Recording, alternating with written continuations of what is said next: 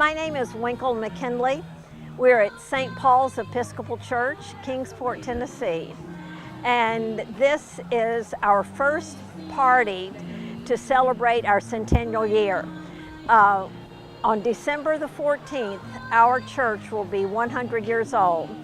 The people who began this mission met on December 14th, 1916 in the Oddfellows Hall, which still stands in downtown Kingsport.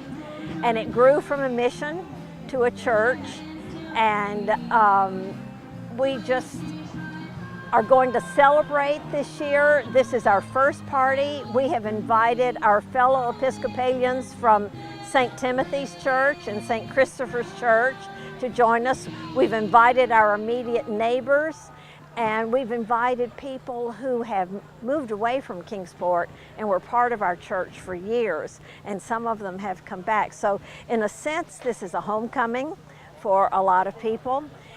We are very fortunate that two families in our church have I call it a master's degree in pig roasting.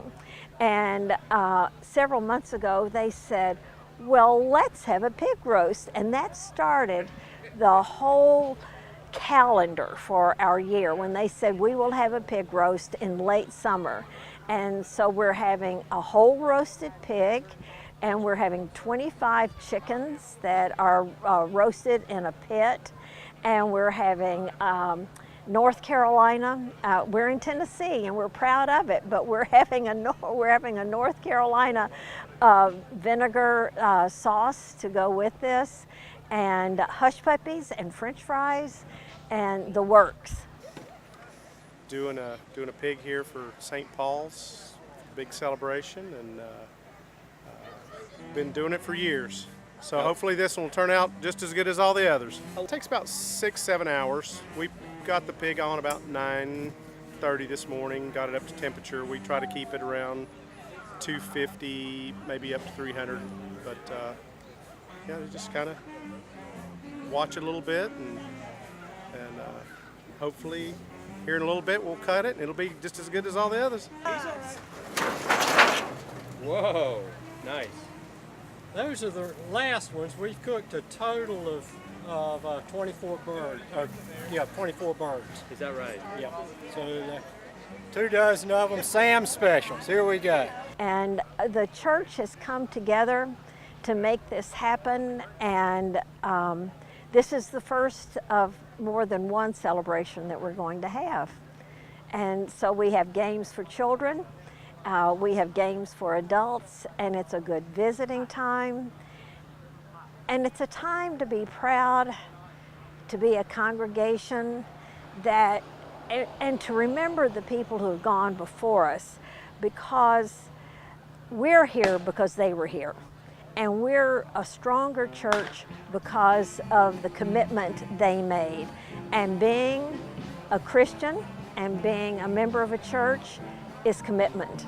And commitment doesn't have to be a serious face. Commitment can come from the heart, and commitment can wear a smile at all times.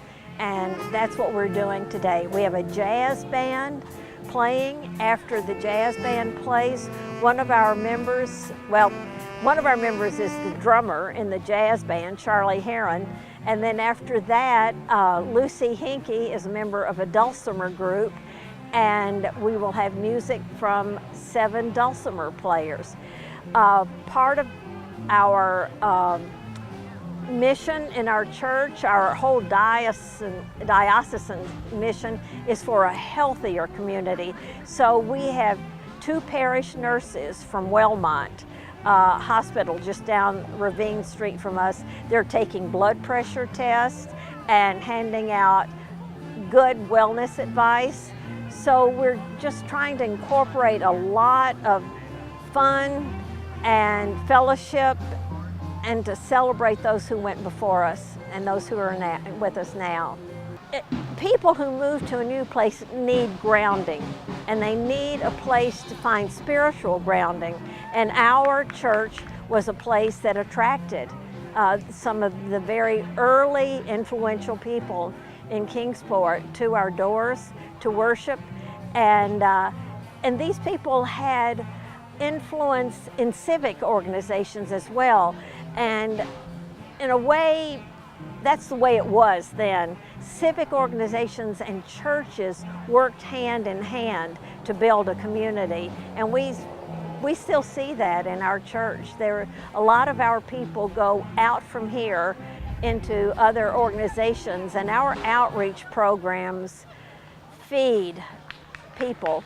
We have a food pantry that feeds people every week.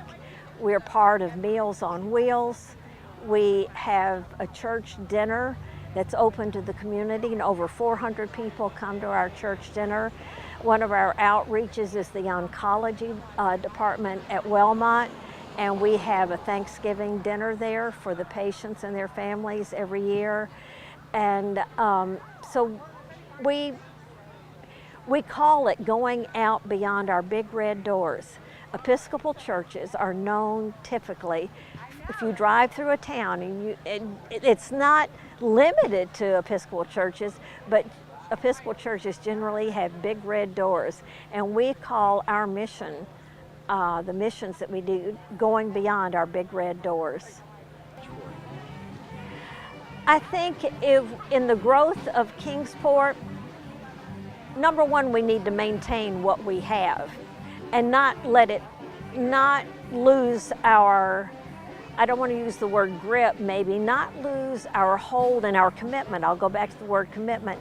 Not lose what we already have. Take a look at the gifts around us, the people around us who are committed. I have so many friends who are not just members of St. Paul's, but are members of other churches, and their hearts are in their churches and in the community.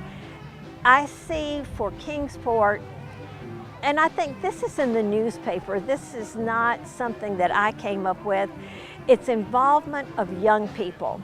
Our congregations across the nation are getting older. The demographics are changing, and we need to address the needs of young families and make ourselves appealing to them.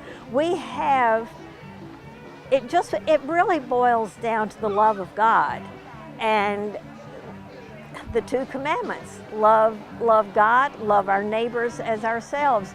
If we could just settle ourselves down, calm down, slow down, think every day about how we could love our neighbors, and as we see people coming into town, don't overwhelm them with,